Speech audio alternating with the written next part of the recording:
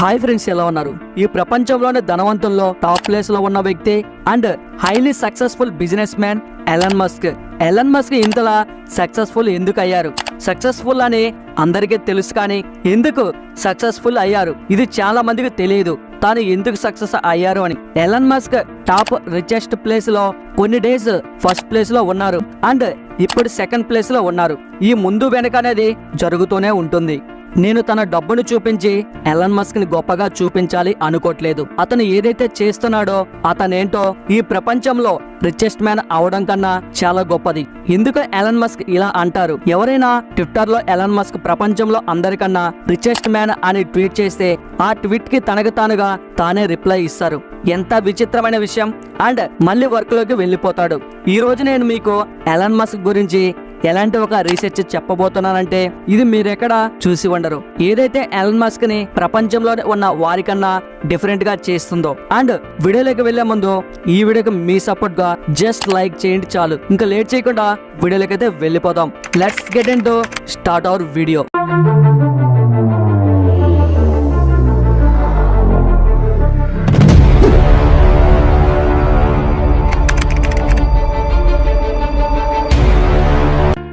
Highly competitive. Elon Musk ఎంత competitive అంటే అతను ఎవరితోనూ కాంపిటీషన్ పెట్టుకోవాలి అనుకోడు. తనకు తానే పోటీ. అతను ప్రతిసారి తన హార్డ్ వర్క్ తో తన కాంపిటీషన్ తో ముందుకు మాత్రమే వెళ్లాలనుకుంటారు. ఒకసారి హ్యాన్సీ అని పేరు గల ఆథర్ తన బుక్ లో Elon Musk Tesla space X అని రిక్వెస్ట్ ఫర్ ఫ్యాంటాస్టిక్ ఫీచర్. ఈ బుక్ కోసం ఆథర్ ఎలన్ మస్క్ యొక్క first wife Justin Wilson interview తీసుకున్నాడు.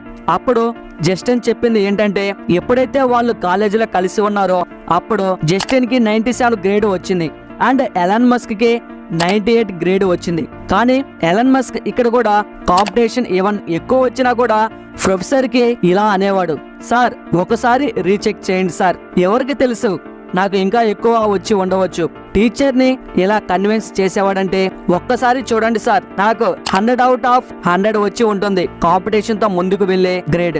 ఈ కాంపిటీషన్ ఇక్కడితో ఎండ్ అయిపోయింది.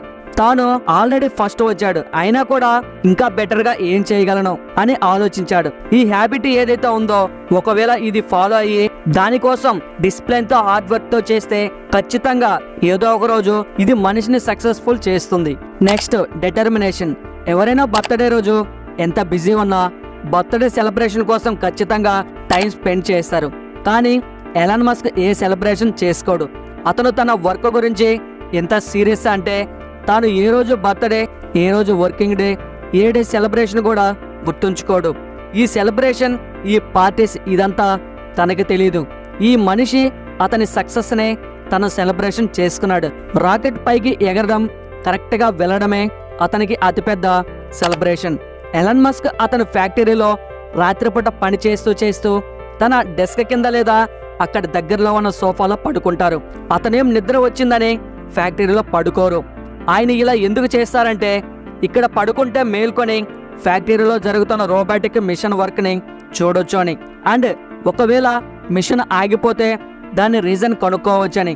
అండ్ దానికి ఏదన్నా అయితే దాన్ని మళ్ళీ రెడీ చేయొచ్చు అని. అండ్ తన 47 బర్త్డే రోజు 24 అవర్స్ పనిచేశాడు. అవును, మీరు విన్నది కరెక్టే. 24 గంటలు కంటిన్యూషన్ గా పనిచేసి సెలబ్రేట్ చేసుకున్నారు. కొంతమంది సెలబ్రేషన్ కోసం ఫ్యాక్టరీలో వెయిట్ చేస్తున్నారు. అయినా కూడా అతను ఫ్రీ అవ్వకుండా ఆ రోజు 24 అవర్స్ పనిచేశారు. Next, short and dead line. Suppose మీరు ఏదైనా పని చేయాలనుకుంటున్నారు. ఆ పని చేయడానికి మీకు 6 మంత్స్ టైం పడుతుంది అండ్ మీకు ఆ పనిని 2 మంత్స్ లో చేయాలని చెప్పారు. అప్పుడు ఎంత లిమిట్ క్రాస్ అవుతుందంటే 2 మంత్స్ లో అసలు పాసిబుల్ కాదన్న వర్క్ ని ఫినిష్ చేస్తారు. ఎలన్ మస్క్ కూడా ప్రతి పనులు ఇంతే లిమిట్ క్రాస్ చేస్తూ ఉంటారు. ఆ లిమిట్ క్రాస్ చేసే జిడ్డు మనిషి. ఎలాగైతే నేను ముందు చెప్పానో 2018లో టెస్లా కార్స్ యొక్క హై డిమాండ్ వల్ల షార్టేజ్ వచ్చింది. కార్స్ తక్కువైపోతున్నాయి. అప్పుడు ఆ ప్రొడక్షన్ పెంచడానికి కూడా ఆయన లిమిట్ క్రాస్ చేశాడు. జస్ట్ 3 మంత్స్ లో కంప్లీట్ చేసేశాడు. 2018 ఒక్క జూలై, ఆగస్ట్, సెప్టెంబర్ మంత్స్ లో కేవలం 3 మంత్స్ లోనే 50,000 కార్స్ ప్రొడక్షన్ చేశారు. ఇది కొంతమందికి ఒక రకంగా ఇంపాసిబుల్. Number 3, self education. మీకు తెలుసా ఎలన్ మస్క్ టెస్లా కంపెనీకి వాళ్ళ ఎంప్లాయీస్ ని డిగ్రీ లేకుండా కూడా పనిలో పెట్టుకుంటాడని. ఒకవేళ అతను దానికి తగిన వాడైతేనే అని ఎలన్ మస్క్ ఒక ఇంటర్వ్యూలో చెప్పారు. మీరు నేర్చుకోవాలని అనుకుంటే స్కూల్ మీద డిపెండ్ అవ్వాల్సిన అవసరం లేదు. స్కూల్ మీకు 1% నేర్పిస్తుంది. 99% పనికొచ్చే వర్క్స్ ని మీరు సొంతంగా నేర్చుకోవాలి. నవీద్ ఫరూక్ ఎవరైతే క్వీన్స్ యూనివర్సిటీ కింగ్డమ్ కాలేజీలో ఎలన్ మస్క్ రూమ్మేట్ గా ఉన్నారో అతను ఎలన్ మస్క్ గురించి ఏం చెప్పారంటే, ప్రతిసారి కాలేజీలో ఎగ్జామ్ తర్వాత ఎలన్ మస్క్ ఇంకా మిగతా batchmates marks and grades compare చేసుకున్నప్పుడు ఆయన మార్క్స్ అందరికన్నా చాలా బెటర్గా ఉండేవి. అండ్ ఎలన్ మస్క్ మార్క్స్ కాలేజీలో ఎక్కువ మార్క్స్ వచ్చే స్టూడెంట్స్తో కంపేర్ చేసేవాళ్ళు. ఎలన్ మస్క్ వాళ్ళందరికంటే చాలా బెటర్ నాలెడ్జ్ ఉండేది. 2017లో రోలింగ్ మ్యాగజైన్లో ఆయన ఏం చెప్పారంటే, ఆయన బుక్స్ మధ్యలోనే పెద్దవాడాడు అని. 9 years ఏజ్లో ఎన్సైక్లోపీడియా బ్రిటానియా మొత్తం చదివేశాడు. ఆలోచించండి, ఆ ఏజ్లో పిల్లలు సైకిల్ కూడా నేర్చుకుని ఉండరు. అలాంటి ఏజ్లో చదివాడు ఆయన. స్పేస్ ఎక్స్లో రాకెట్ సైన్స్ గురించి ఏం డిగ్రీ కంప్లీట్ చేయలేదు. అండ్ రాకెట్ సైన్స్ కూడా బుక్స్ చదివి సొంతంగా రాకెట్ సైన్స్ నేర్చుకున్నాడు. ఎలాంటిది నేర్చుకున్నాడంటే, మనం రాకెట్ సైన్స్ మామూలు విషయమా అని చాలా కష్టం అంటాం. అలాంటిది అతను తనకి తాను నేర్చుకోవడం చాలా పెద్ద విషయం. ఇప్పుడు వస్తుంది క్విక్ డిసిషన్. సక్సెస్ఫుల్ పర్సన్గా అయిన ప్రతి మనిషిలో క్విక్ డిసిషన్ తీసుకునే హ్యాబిట్ ఉంటుంది. ఒకవేళ సక్సెస్ పీపుల్లోనే అలాంటి టాలెంట్ ఉంటే ఎలన్ మస్క్లో ఇంకెంత ఉండి ఉంటుంది. ఒకసారి టెస్లా ఫ్యాక్టరీలో మిషన్ 12 పాడైంది. అది ఓన్లీ ఫ్రాన్స్లో మాత్రమే తయారవుతుంది. కానీ ఎలన్ మస్క్ దాన్ని ఆర్డర్ చేయలేదు. ఎందుకంటే అది రావడానికి లేట్ అవుతుంది అంటే చాలా టైం పడుతుంది. ఆయన తన ప్రైవేట్ జెట్ తీసుకొని ఆ మిషన్ తీసుకోవడానికి ఫ్రాన్స్ వెళ్ళిపోయాడు. అండ్ పని డిస్టర్బ్ అవ్వకూడదు, మళ్ళీ దానివల్ల ప్రొడక్షన్లో ఏం తక్కువ అవ్వకూడదు, డిలే అవ్వకూడదని సేమ్ డే తీసుకొచ్చాడు. ఒకవేళ మీకు ఇది కూడా నార్మల్ అనిపిస్తే ఇలాంటి విషయాలు చాలా ఉన్నాయి. కావాలంటే మీకు ఇంకో వీడియోలో ఎక్స్ప్లెయిన్ చేస్తా, పదండి ఇంకో స్టోరీ విందాం. 2016లో యుఎస్ గవర్నమెంట్ ఎలన్ మస్క్ యొక్క ఫాల్కన్ వాళ్ళ లాంచ్ ని డిలే చేయమని చెప్పారు. వాళ్ళు ఈ రాకెట్ ని తర్వాత లాంచ్ చేయమన్నారు. ఎందుకంటే ఆ టైం అమెరికన్ ఎయిర్ ఫోర్స్ యొక్క టైటాన్ 4 రాకెట్ లాంచ్ అవ్వాల్సి ఉంది. అందువల్ల డిలే చేయమన్నారు. కానీ ఎలన్ మస్క్ తన ఫాల్కన్ 1ని డిలే చేయాలి అనుకోవట్లేదు. తన రాకెట్ ని తర్వాత లాంచ్ చేయాలని లేదు, అప్పుడే లాంచ్ చేయాలని డిసైడ్ అయ్యాడు. అతను ఆ టైంలో ఫాస్ట్ గా ఎలాంటి ప్లేస్ కనిపెట్టాడంటే, అది రాకెట్ లాంచ్ చేయడానికి perfect place. And Pacific ocean లోకి వెళ్ళి పర్మిషన్ తీసుకొని యుఎస్ గవర్నమెంట్ టైటాన్ 4 కన్నా ముందు తన రాకెట్ ని లాంచ్ చేశాడు. యూ కాంట్ కి మీనింగ్ అతనికి తెలియదు. అతను చాలా తెలుసుకున్నాడు, చాలా నేర్చుకున్నాడు. అండ్ యూ కాంట్ కి మీనింగ్ మాత్రం తెలుసుకోలేదు. యూ కాంట్, ఈ పని నేను చేయలేను అనేది అసలు నేర్చుకోలేదు. చాలాసార్లు ఎలన్ మస్క్ ఎలా బిహేవ్ చేస్తారంటే, నేను ఇది చేయలేను, ఇది సాధ్యం కాదు, ఇట్స్ ఇంపాసిబుల్, అసలు ఇలాంటి వర్డ్ ఒకటి ఉందని కూడా తెలీదు అని బిహేవ్ చేస్తారు. ఒకవేళ ఆయన ఎవరికైతే ఎలన్ మస్క్ నువ్వు ఇది చేయలేవు అని చెప్తే, చేయలేనా, ఎందుకు చేయలేనో, ఇది ఒక మ్యాటరేనా అని ఆలోచిస్తాడు. ఎందుకంటే చాలా మంది చెప్పారు నువ్వు ఇంటర్నెట్ బ్యాంక్ ఓపెన్ చేయలేవని. పేపాల్ తయారు చేశారు. చాలా మంది చెప్పారు అమెరికాలో కొత్త కారు రాలేదు. ఇంత పెద్ద పెద్ద కంపెనీస్ ఉన్నాయి, అవి 100 years 17 years సెటిల్ అయి ఉన్నాయి అన్నారు. 2003లో వచ్చింది టెస్లా. ఇప్పుడు దాని లెవెలే వేరు. అంటే 100 years 70 years పట్టాయి పెద్ద పెద్ద కార్ కంపెనీస్కి మనుషులు వాటిని మంచిగా యూజ్ చేయడానికి, వాటికి ఆ కంపెనీస్ మీద నమ్మకం రావడానికి. కానీ ఎలన్ మస్క్ జస్ట్ కొన్ని ఇయర్స్లోనే ఆ ట్రస్ట్ని బిల్డ్ చేసుకున్నాడు. ఫోర్డ్ ఇవన్నీ పాత కంపెనీస్, 100 years పాతవి. అందుకే అందరూ న్యూ కార్ రాదు, నడవదని చెప్పేవారు. అప్పుడు కూడా ఎలన్ మస్క్ ఓపెన్ చేసి స్టార్ట్ చేశాడు. కొంతమంది ఆలోచిస్తూ ఉండవచ్చు, ఎలన్ మస్క్ టెస్లా ఓపెన్ చేయలేదు కదా అని.